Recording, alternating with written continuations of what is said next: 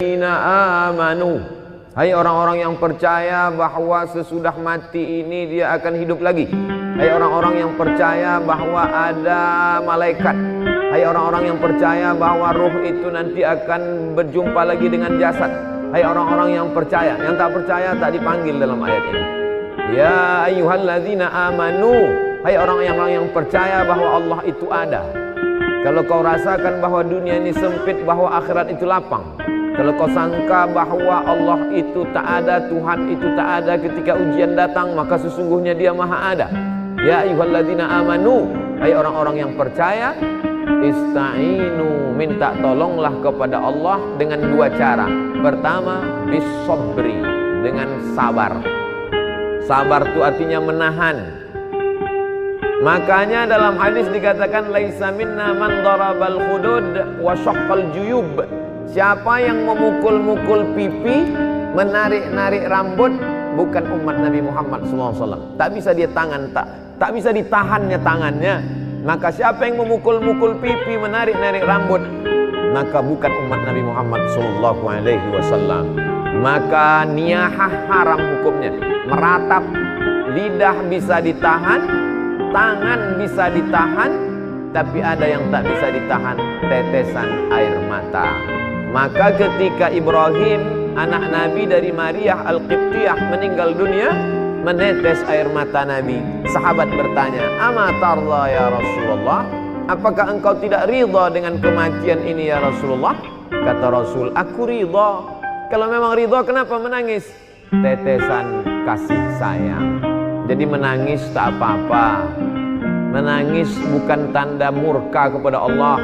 Saya pun sampai hari ini kalau nampak saya anak kecil, semalam ketika kita dari Masjid An-Nur mau masuk ke dalam mobil, datang ibu-ibu jauh membawa anak kecil.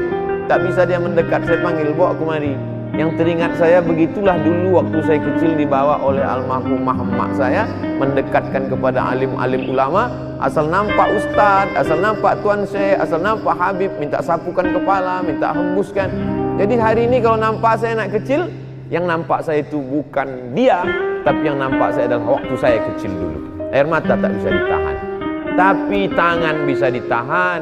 Lidah sumpah serapah caci maki bisa ditahan. Pikiran yang mulai berkata kalaulah dulu, kalaulah dulu, kalaulah dulu, kalaulah dulu, maka kalau datang sekali lau, tutup langsung dengan ingat kepada Allah, karena kalau itu adalah salah satu pintu setan masuk. Kalau kita pun konsultasi sama psikiater, psikolog, mereka akan berkata jangan banyak berkalau-kalau, katakanlah qadarullah. Ini sudah takdir Allah Subhanahu wa taala. Innallaha katabal maqadir. Allah sudah menetapkan takdir 50 sanah, 50.000 tahun qabla an yakhluqas samawati wal ard. Sebelum Allah menciptakan langit dan bumi, Allah sudah memerintahkan qalam. Allah bersumpah demi qalam, nun wal qalami wa ma yasturun. Allah suruh qalam menulis, hai qalam, tulis takdir sejak alam terkembang sampai hari kiamat. Rufi'atil aqlam, pena sudah diangkat. Wajaffatis suhuf, lembaran sudah kering. Tak ada yang bisa menolak takdir Allah Subhanahu wa taala. Allahumma inni la as'aluka raddal qada, walakin as'aluka lutfa fih. Aku tak minta supaya kau tolak takdirku itu ya Allah. Aku cuma ingin kau berikan kelembutan pada takdir itu. Makanya ada satu amal yang lebih hebat daripada mati syahid, lebih hebat daripada jihad, lebih hebat daripada haji mabrur, lebih hebat daripada puasa sunat, lebih hebat daripada membangun masjid. Apa amal itu? Ridha menerima takdir Allah Subhanahu wa taala. Makanya kata Imam Al-Qushairi dalam risalah Al-Qushairiyah, aku tahu kapan Allah ridha kepadaku. Aku tahu kapan Allah ridha kepadaku. Dari mana engkau tahu Allah ridha kepadamu? Ketika aku ridha menerima takdir Allah, disitulah aku berarti diridhai Allah Subhanahu wa taala. Setelah penghuni surga itu masuk ke dalam surga, salamun qaulam mir rabbir rahim. Apa kata Allah? Salamun alaikum. masuk kamu ke dalam surga. Tibtum, kamu sudah berbuat baik. Fadkhuluha, masuk kamu ke dalamnya. Khalidin, kekal selamanya. Setelah mereka mendapatkan kenikmatan surga, jannatin tajri min tahtihal anhar, ada satu yang belum mereka dapatkan. Allah bertanya kepada penghuni surga, madza turidun? Kalian mau apa lagi penghuni surga? Penghuni surga menjawab, ada satu yang kami belum dapat ya Allah. Apa itu? Ridhaka. Orang yang mendapat surga belum tentu dapat ridha Allah, tapi orang yang dapat ridha Allah pasti dapat surga. Makanya di malam-malam Ramadan selalu kita minta, Allahumma inna nas'aluka ridhaka wal jannah wa na'udzubika min sakhatika wan nar. Tapi bercerita tentang ridho ini berceramah aja senang. Judul pengajian malam ini ridho, menerima takdir Allah, menggerakkan anak lidah yang senang. Tapi ketika sampai ke kita, beratnya minta ampun. Saya jujur sampai hari ini, meninggal almarhumah mak saya bulan Rajab Maret 2019, sampai hari ini dulu saya sangka dengan bergantinya hari, berubahnya musim, zaman bertukar, rasa sakit itu akan hilang. Setelah saya renung-renung, sakitnya itu hanya akan hilang kalau kematian itu datang kepada saya, barulah dia hilang. Jadi apalah yang bisa kita lakukan? Tak ada lain kecuali berserah kepada Allah Subhanahu wa taala. Wasta'inu ya ayyuhalladzina amanu ista'inu bis-sabri. Yang pertama sabar. Yang kedua wassalah, salat. Berbanyak salat. Salat sunat tarawih sudah, salat witir sudah, nanti bangun malam salat sunat wudu, habis itu salat sunat taubat, habis itu salat sunat tahajud, habis itu salat sunat hajat, habis itu salat sunat mutlak. Asal datang luka di hati, datang rindu, datang perih, datang sedih, maka ambil air wudu. Suatu ketika Sayyidina Abdullah bin Abbas sedang dalam perjalanan, tiba-tiba di belakang dia tengok ada orang penunggang kuda kencang mengejar. Lalu kemudian penunggang kuda itu berhenti tepat di depan dia dan berkata, wahai Abdullah bin Abbas, saudara kandungmu meninggal. Maka Abdullah bin Abbas saat itu turun dan langsung sholat sunat. Orang sehebat Sayyidina Abdullah bin Abbas yang didoakan Nabi, Allahumma faqihu fid din wa 'allimhu ta'wil. Yang saudara Nabi, ayahnya dengan Nabi, berkeluarga langsung bernalir darah mereka, satu darah dengan Rasulullah SAW. Tetap juga dia minta tolong dengan solat sunat. Dengan solat sunat itu kita sedang berserah diri kepada Allah. Inna solati wa nusuki wa mahyaya wa mamati lillah. Ya ayyuhalladzina amanu ista'inu bis sabri was salah. Innallaha ma'as sabirin. Kalau kita sabar, ridha, Allah menurunkan kekuatan. Kekuatan ini bukan dari kita. La haula wala quwata illa billah. Banyak orang melarikan kegundahan hidupnya ke narkoba, ke minuman keras, ke perbuatan yang tak diridhoi Allah. Tidak ada jalan lain kecuali berserah diri kepada Allah. Balikkan semuanya kepada Allah.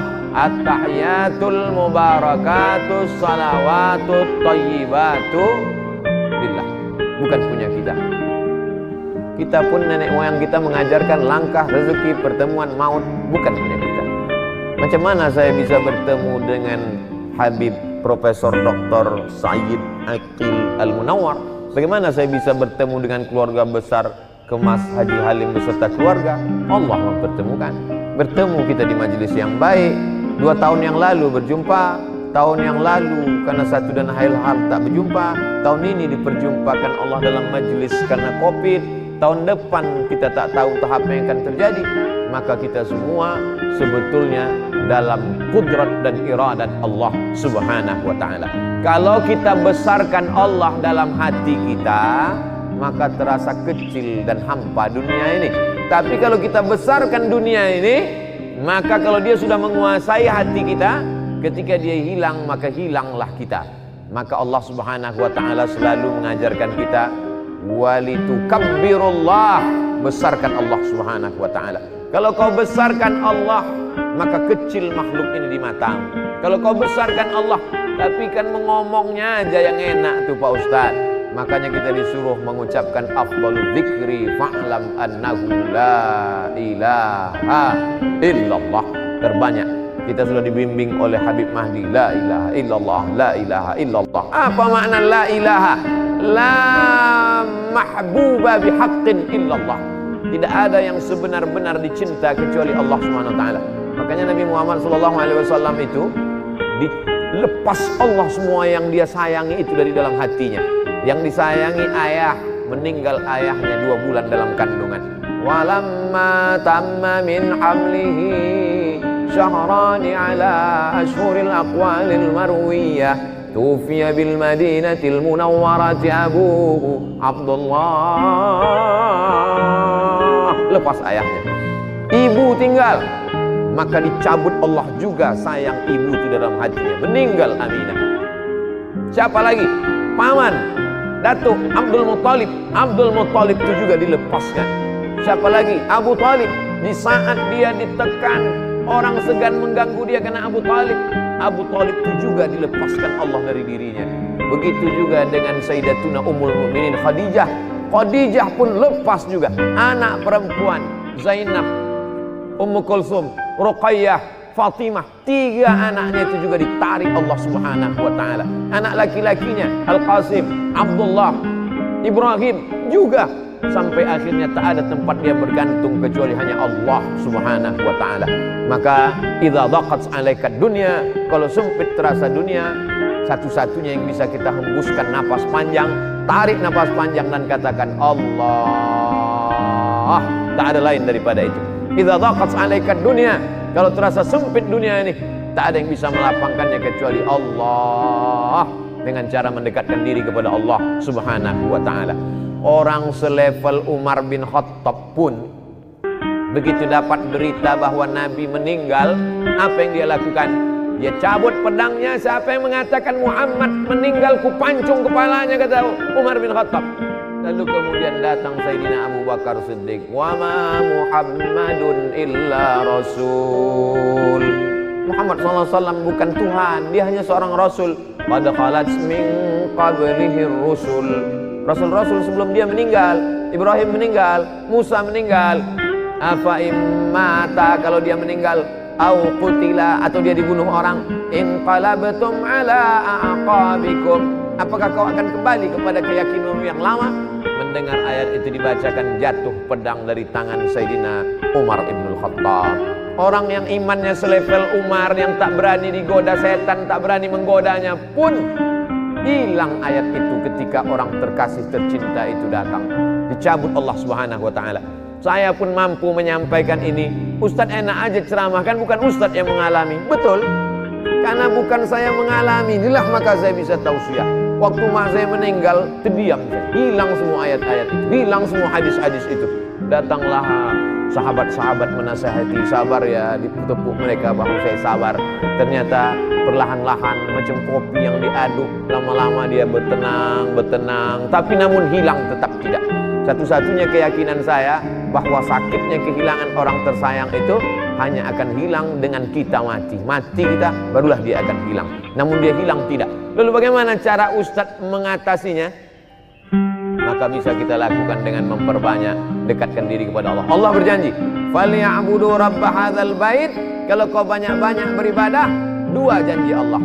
At'amahum min ju', kalau kau lapar dikenyangkan Allah. Masalah lapar kita sudah selesai dah. Yang kedua, wa amanahum min khauf. Kalau kau takut, kalau kau cemas, kalau kau galau, maka insya Allah dihilangkannya ketakutan. Allah minta 1, dikasihnya 2. Allah memang selalu begitu. Allah cuma minta 1 saja. Falyabudu rabb hadzal bait. Kau hambakan dirimu hanya kepada Allah, kau beribadah hanya kepada Allah, maka kalau kau lakukan itu dikasih Allah 2. Zahir, batin. Apa zahirnya? At'amahum min ju'. Apa batinnya? Wa amanahum min khauf. Penyakit yang diderita orang modern adalah takut sama sedih. Makanya orang yang masuk surga itu digambarkan Allah sifatnya, ala inna awliya Allah la khaufun alaihim wa lahum yahzanun. Tak ada rasa takut dalam hatinya, tak ada rasa sedih. Apa beda takut dengan sedih? Takut menghadapi masa depan. Apa beda takut dengan sedih? Sedih terhadap masa lalu, sedih terhadap kenangan yang begitu panjang, sedih terhadap kasih sayang yang begitu dilupakan. Takut bagaimana melangkah ke masa depan. Takut dan sedih itu dicabut Allah dari hati orang-orang yang berserah diri kepada Dia. Itulah gunanya kita berserah. Kita tempelkan kening ke lantai, yang tinggi dan mulia hanya Dia. Kita katakan subhana rabbiyal a'la wa bihamdi. Aku tak ada apa-apanya. Kita duduk bersimpuh dan berkata 8 laporan kita kepada Dia. Rabbil firli warhamni wajburni warfa'ni warzuqni wahdini wa'afini wa'fu anni. Di saat kita berserah kepada Dia, disitulah Dia akan mengembalikan kita. Sesungguhnya ujian itu Dia kasih supaya sujud kita lebih lama. Sesungguhnya ujian itu Dia kirimkan ke kita supaya doa kita lebih khusyuk. Sesungguhnya kesusahan itu Dia datangkan kepada kita. Ada seorang hamba sempat khilaf dan lupa kepada Allah, tapi Allah sayang kepada dia. Dikirimkannya 1, 2, 3 ujian sehingga balik hamba itu mendekat kepada Allah. Andai tidak lupa, tidak lalai kepada Allah, sesungguhnya di balik ujian itu Allah ingin mengangkat derajat. Andai derajat sudah diangkatnya, sesungguhnya orang itu sudah diletakkannya di surga Jannatul Firdaus. Tapi begitu dilihat amalnya kurang, maka sesungguhnya ada amal yang bisa menambah berat itu, yaitu amal sabar. Innama yuwaffas sabiruna ajrahum bighairi hisab. Orang yang sabar itu balasannya bighairi hisab, tak bisa dihitung dengan alat penghitung apapun, unlimited, hanya Allah saja yang dapat menghitungnya. Kita lanjutkan ayatnya. Wala nabluwannakum bisyai'im minal khauf, takut, wal ju', lapar, wa naqsim minal amwal, kurang harta, rugi, hilang, bangkrut, terbakar, diambil orang, wal anfus, sakit, was samarat, kemarau, paceklik, tak ada makanan, tak ada buah-buahan. Wa basyiris sabirin, berikan kabar gembira kepada orang yang sabar. Siapa itu? Alladzina idza asabathum musibah, ketika datang musibah itu kepada dia, yang keluar dari mulutnya bukan sumpah serapah caci maki, yang keluar dari mulutnya adalah inna lillahi wa inna ilaihi raji'un. Apa kata Allah di ujung? Ulaika alaihim salawatum min rabbihim wa rahmah wa ulaika humul muhtadun. Siapa yang mendapatkan salawat dari Allah? Siapa yang mendapatkan rahmat dari Allah? Siapa yang mendapatkan hidayah? Itulah orang-orang yang sanggup berkata apapun yang terjadi, dia katakan inna lillah wa inna ilaihi raji'un. Nah, setelah kita berpindah alam dengan saudara, emak, abang, saudara, tetangga, apa yang bisa kita lakukan hubungan dengan mereka? Seperti yang dilakukan Tuan Haji Alim beserta keluarga. Beliau mengumpulkan orang banyak, para habaib, para profesor, tuan-tuan guru, mengaji. Maka sesungguhnya amal ini mengalir. Di antara amal yang mengalir kepada orang yang sudah meninggal dunia, yang pertama, datanglah saat kepada Nabi, ya Rasulullah, ummi matat, emakku sudah meninggal, afa atasaddaqu anha, apakah kalau aku bersedekah pahalanya sampai ke almarhumah emakku? Kata Nabi, tasaddaq, bersedekahlah saat. Ayu sadaqatu afdal, apa sedekah yang paling afdal? Kata Nabi, saqiyul ma, memberi air minum. Carilah pondok pesantren yang kurang sumur bor, cari pondok pesantren yang kurang WC, toilet, kamar mandi. Mengalirlah pahalanya kepada almarhum almarhumah. Mandi, buang air kecil besar anak-anak santriwan santriwati di sana, mengalir kepada yang sudah meninggal. Mengalir pula rahmatnya ke hati kita, lapanglah dada kita menerima segala kesulitan hidup. Tidak ada cara lain kecuali itu saja. Lalu kemudian yang kedua adalah mengirimkan doa. Ketika Sayyidatuna Aisyah lewat di makam Baqi, kata Nabi, kalau kau lewat jangan diam saja, doakanlah mereka. Apa doanya? Assalamualaikum ya ahla diyar minal mu'minin wa inna insyaallah bikum lahiqun, yarhamullahul mustaqdimina wal mustakhirin, nas'alullaha lana wa lakumul afiyah. Tapi doa kan putus Pak Ustaz. Orang kalau sudah meninggal kan putus. Iza mata ibnu Adam inqata'a amaluhu. Kalau anak Adam sudah meninggal, maka putuslah amalnya. Yang putus itu amal dia. Orang meninggal tuh amalnya putus. itu pun tidak semua amal dia putus. Kata Syekh Muhammad Mutawalli Asy'arawi ketika dia dibantah tentang wali-wali bisa mendoakan orang hidup. Kata Syekh Muhammad Mutawalli Asy'arawi, waktu Nabi Muhammad Isra Mi'raj, dia berjumpa dengan Nabi Musa.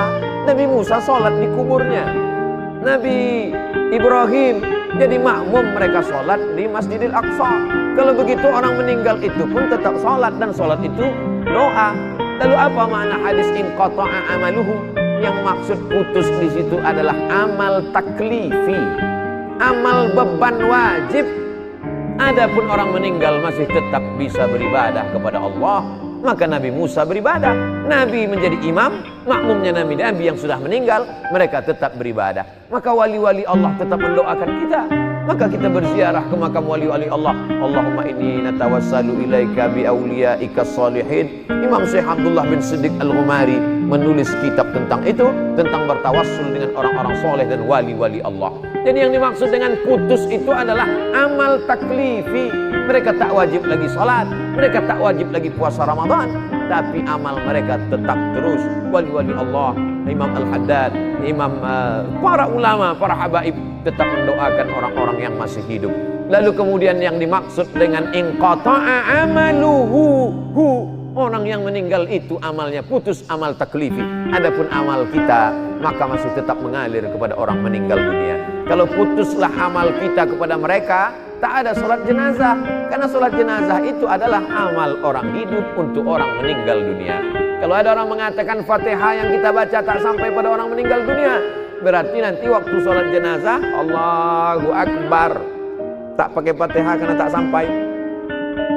Fatihah dibaca sampai Allahu Akbar, Allahumma salli ala Sayyidina Muhammad wa ala ali Sayyidina Muhammad sampai Allahu Akbar, Allahumma firlahu warhamhu wa'afihi wa'fu anhu. Maka sesungguhnya doa sampai. Jangan pernah bosan berdoa. Ustaz Somad kalau mendoakan orang tua kapan saja, asal ingat saya, asal teringat wajahnya, saya bacakan Fatihah, Allahumma firlahum warhamhum wa'afihim wa'fu anhum. Kalau kebetulan lapang, baca Yasin. Lebih lapang Ramadan ini, baca khatamkan Al-Quran. Waktu sempit, bacakan Al-Fatihah. Maka sesungguhnya tidak ada halangan kita untuk mendoakan mereka. Yang ketiga yang sampai kepada mereka adalah tahlil. Man halala sab'ina marratan summa ahda sawabahu lil mayyit yantafi'u bihi. Siapa yang bertahlil 70 kali, dihadiahkannya pahalanya untuk orang meninggal dunia, maka orang yang meninggal itu mendapatkan manfaat dari tahlil itu. Kata siapa? Kata Imam Ibnu Taimiyah dalam kitab Majmu' Fatawa.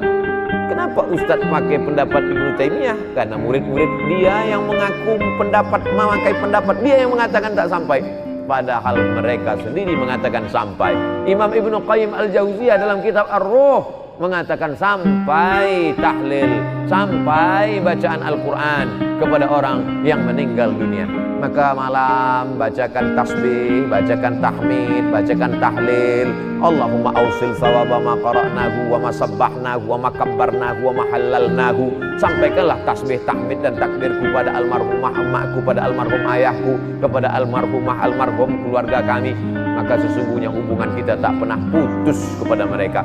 Kenapa Ustaz Somad tak pernah bosan menyampaikan itu dalam ceramah-ceramah? Supaya ketika aku mati nanti jamaah dari Palembang pun tetap mengirimkan itu kepadaku. Kalau dikirim nyampe empek Pak Ustaz, sampai. Sedekah, sedangkan air putih sampai, apalagi makanan, maka tentulah dia sampai. Maka tasbih, tahmid, tahlil sampai. Nabi lewat di suatu makam, diambilnya pelepah korma, fasyaqahu nisfain, dibelahnya menjadi dua, kemudian ditancapkannya. Sahabat heran, apa yang kau lakukan ya Rasulullah? Kata Nabi, la'allallaha an yukhaffifa 'adzabahuma ma lam yaybasa. Semoga selama pelepah korma ini basah, maka bermanfaatlah sampai ke bawah. Apa kata Imam Nawawi dalam kitab Al-Majmu'? Apa Imam Nawawi dalam kitab Al-Minhaj Syarah Sahih Muslim Ibn Al-Hajjaj? Kalau tasbih pelepah korma saja sampai, apalagi bacaan Quran orang beriman. Jadi kalau ada orang mengatakan itu doa Abdul Somad dengan bacaan Fatihah dia itu tak sampai, berarti dia seolah-olah sama dengan mengatakan saya ini lebih buruk daripada pelepah korma lagi. Tak sampai pula bacaan kita. Maka ini semuanya dalil-dalil. Sudah kita sebutkan ayatnya, dalilnya, ungkapan ulama, tak juga dia percaya. Kalau ada orang yang mengajak saya berdebat, sudah saya sebutkan, saya tak dapat membuktikan sampai atau tak sampai. Hanya bercerita argumen saja. Kalau dia tetap menantang juga, tak ada cara lain kecuali meminta nama lengkapnya. Nanti kalau dia meninggal kita kirim. Kalau tak sampai cepat-cepat kasih kabar. Itu sajalah lagi cara untuk mengatasi orang-orang yang tak percaya. Sedekah sampai, doa sampai, tahlil sampai, apalagi bacaan Quran sampai. Tadi udah kita baca Yasin di Masjid Al-Falah. Sampai kemari kul huwallah 3 kali. Kenapa kul huwallah 3 kali? Innaha la ta'dilu sulusal Quran. 1 kul huwallah sama dengan sepertiga Quran. Kita baca 3 kali seolah-olah macam khatam Al-Quran. Lalu kemudian kenapa kita baca Qul a'udzu birabbil falaq dengan Qul a'udzu birabbin nas? Kata Nabi sallallahu alaihi wasallam, kalau dibaca pangkal Al-Baqarah, ujung Al-Baqarah, Al-Mu'awwidhataini, maka cukuplah itu sebagai sebuah amalan. Tapi yang paling afdalnya adalah wa in khatimul Qur'ana fahuwa hasanun, kata Imam An-Nawawi dalam kitab Al-Azkar. Seelok-elok, sebagus-bagusnya dikhatamkan Al-Quran. Habis sholat subuh 2 lembar, habis zuhur 2 lembar, habis maghrib 2 lembar, habis isya 2 lembar, habis tahajud malam 2 lembar, 1 hari 10 lembar, 1 juz 30 malam, maka dapatlah kita menghadiahkan pahala-pahala bacaan Al-Quran. Sedekah sampai, doa sampai, tahlil sampai, bacaan Quran sampai, apalagi yang sampai kepada mereka? Ibadah kurban, Nabi memotong kurban, Allahumma hadza an Muhammad wa ali Muhammad sallallahu alaihi wasallam. Padahal waktu itu Khadijah sudah meninggal. Itu membuktikan bahwa pahala kurban pun sampai. Ini tak lama lagi nanti Zulqa'dah, sesudah itu Zulhijjah, maka berkurban untuk almarhumah, untuk mengobati hati sampai. Yang ketujuh, apalagi yang sampai kepada mereka? Labbaik Allahumma subrumah. Kata Nabi, kau menghajikan siapa? Subrumah. Subrumah itu siapa? Akhi, saudaraku. Kau sudah haji apa belum? Belum. Hajikan dulu dirimu, kata Nabi. Itu membuktikan bahwa haji pun sampai. Kalau dia sudah haji, boleh haji sunat. Kalau dia umrah, maka dilaksanakan. Ini semua adalah amalan-amalan baik. Maka banyak orang tak Islam itu takut masuk Islam. Kata dia, orang Islam, kamu kenapa tak mau masuk Islam? Orang Islam tak sayang pada leluhur. Begitu meninggal langsung dikubur. Dia mau seminggu dulu main gaplek baru dikubur. Padahal orang Islam amat sangat sayang pada leluhur, karena kita tetap mendoakan mereka bertahun-tahun. Bahkan yang sampai itu lebih banyak lagi. Lebih banyak lagi. Segala amal baik yang kita lakukan itu sampai kepada almarhum ayah, almarhumah emak. Man dalla ala khairin falahu mithlu ajri fa'ilihi. Siapa yang menunjukkan perbuatan baik, maka dia dapat pahala seperti orang yang melakukannya. Bedanya kalau anak kandung dengan orang lain. Anak kandung melakukan baca Quran, otomatis sampai. Anak kandung berkurban, otomatis sampai. Tapi kalau orang lain macam kami yang tak ada hubungan nasab, hubungan darah, maka tadi dibimbing, Allahumma awsil sawaba ma qara'nahu wa ma sabbahnahu wa ma kabbarnahu wa ma halalnahu wa ma qara'nahu min ba'di suratil Baqarah wa surati Yasin wa suratil Ikhlas wal Fatihah wal Mu'awwidhataini, dibacakan oleh para habaib kita. Maka sampaikanlah kepada almarhum almarhumah, begitulah hubungan kita tak pernah putus, karena sesungguhnya kita tak pernah mati. Berawal kita dari alam roh, hidup, pindah ke alam rahim, hidup, masuk ke alam dunia, hidup, pindah ke alam kubur, alam barzah, hidup, bangkit nanti di alam akhirat, hidup. Kita tak pernah mati. Orang yang mengatakan mati, wala taqulu liman yuqtalu fi sabilillahi amwat, jangan kau katakan mereka mati, bal ahya, mereka hidup, walakin la tashkurun, kamu yang tak bisa merasakan kehidupan mereka. Makanya para habaib, para wali Allah, bisa mereka dengan koneksi yang sama, dengan level yang sama, bisa mereka melihat itu. Orang-orang yang mati bisa berhubungan dengan mereka. Kenapa? Karena sesungguhnya kita hanya berbeda alam saja, tapi Allah Subhanahu wa ta'ala menutupkan dengan hijab dosa-dosa kita. Walaupun demikian kita tetap berkirim bacaan Quran, pahala, jangan pernah lupa. Seperti sebetulnya Ustaz Somad mengingatkan lewat ceramah, lewat tausiah. Beda dengan Tuan Haji Kemas Abdul Halim, beliau menyampaikannya lewat action, lewat perbuatan. Tiap tahun beliau adakan haul. Beliau sedang mengajarkan kepada masyarakat Palembang, Sumatera Selatan, Indonesia, karena video ini ditonton di mana orang berada. Tausiah saya 2 tahun yang lalu masih ada di YouTube, bahwa beginilah cara berbakti kepada orang tua yang sudah meninggal dunia. Hari ini banyak kita melihat orang menyepelekan, masih hidup pun orang tuanya diletakkannya di panti jompo. Begitu juga dengan anak yang tak berbakti kepada orang tua, melakukan perbuatan yang dilakukannya itu adalah akan menjadikan hidupnya bergelimang air mata, tak pernah menempuh kebahagiaan. Ada satu dosa yang dibalas Allah di dunia dan di akhirat tetap dapat. Jangan heran kita kalau ada orang pecandu narkoba di dunia hidupnya tenang. Jangan heran kita kalau lihat ada orang pemabuk pezina di hidupnya di dunia tenang. Tapi ada satu dosa di dunia dapat, di akhirat dapat. Apa itu? Durhaka kepada orang tua. Maka orang yang melawan orang tua di dunia dia tak akan pernah mencium kebahagiaan di akhirat nanti. Jadi kalau ada orang durhaka di dunia susah Pak Ustadz, ya, di akhirat nanti dapat lagi. Betul. Kenapa sudah di dunia dapat, di akhirat dapat lagi? Di dunia itu baru DP-nya aja. Nanti di akhirat barulah dia dapat lengkap fullnya. Maka kalau mau hidup bahagia, berbaktilah kepada orang tua. Haji Halim sudah menunjukkan itu kepada kita. Bertahun-tahun sudah meninggal almarhum, dan cerita tentang beliau selalu saya bawa kemanapun menasihati anak-anak di sekolah. Saya pernah ceramah kepada orang di Palembang. Diberikan Allah kenikmatan hidup dunia, diberikan umur panjang. Kenapa? Karena bakti kepada seorang ibu. Dan pulang 2 tahun yang lalu, itu pula memotivasi saya. Saya buatkan yayasan almarhumah, saya bagi paket sembako setiap bulan. Bahkan duit hasil dari ceramah YouTube itu pun saya bagikan. Untuk apa? Untuk mengajak jamaah supaya kita jangan sampai menjadi orang yang melakukan ala adullukum ala akbaril kabair. Maukah kamu kutunjukkan dosa terbesar di antara yang besar? Apa itu ya Rasulullah? Al-isyraku billah, syirik. Insya Allah kita tak syirik lagi. Yang kita khawatir yang kedua ini, uququl walidain, durhaka kepada orang tua.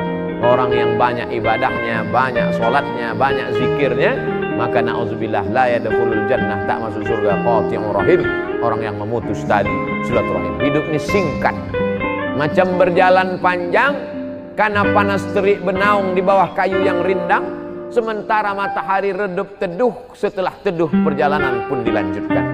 Perjalanan ini panjang. Waktu lelah, letih, panas, berhenti sejenak di bawah pohon yang rindang. Waktu berhenti di bawah pohon rindang itu jumpa dengan Habib Mahdi, jumpa dengan Ustaz Taqwa, jumpa dengan Sayyidi Profesor Dr. Sayyid Aqil Al-Munawwar, jumpa dengan Haji Halim. Ini sedang di bawah pohon rindang sejenak, sementara matahari redup. Nanti matahari redup, perjalanan pun akan berlanjut. Entah siapa yang lebih dulu di antara kita, tapi andai kematian itu lebih dulu ke saya, maka saya tak pernah bersedih. Kenapa? Karena semua orang Palembang pasti akan mengirimkan Fatihah, tahlil dan doa untuk saya. Saya yakin itu. Saya WA dengan Ustaz Taqwa, saya bilang kalau saya meninggal di Pekanbaru, antum jangan datang, saya bilang. Dia tanya, kenapa? Karena tanganku tak bisa menghapus air matamu. Kita ini tidak tahu, kalaulah kematian itu datangnya setelah sakit, betapa banyak orang sehat mati mendadak.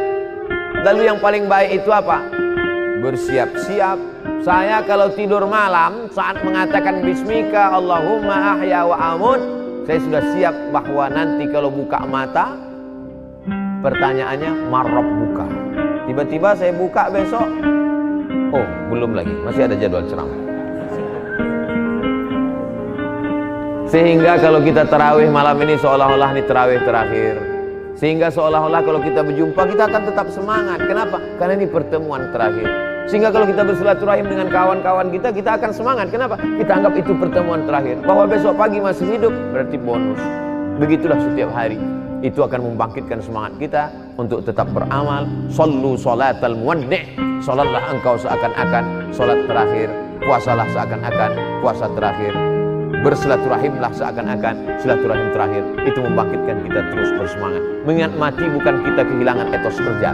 Mengingat mati bukan berarti berputus asa. Dengan mengingat mati justru kita makin semangat.